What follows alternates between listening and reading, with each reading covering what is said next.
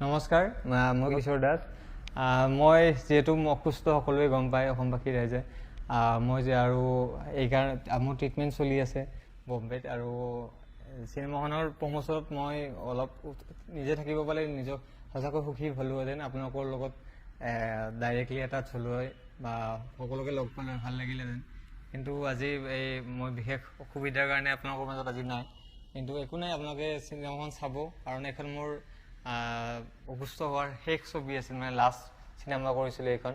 আৰু চিনেমাখনৰ বহুতখিনি মমেণ্ট মোৰ এতিয়াও মনত আছে, বহুত ভাল লাগে। কাৰণ চিনেমাখন যেতিয়া আমি কৰিছিলোঁ মাজতে লকডাউন দুবাৰ পালোঁ আমি। সেই লকডাউনত মানে এনেকুৱা কিছুমান পৰিস্থিতি হৈছে, মোৰ কাপোৰ চাপোৰ কণ্টিনিউটিৰ কাৰণে বহুত মানে প্ৰব্লেম পাইছিলোঁ।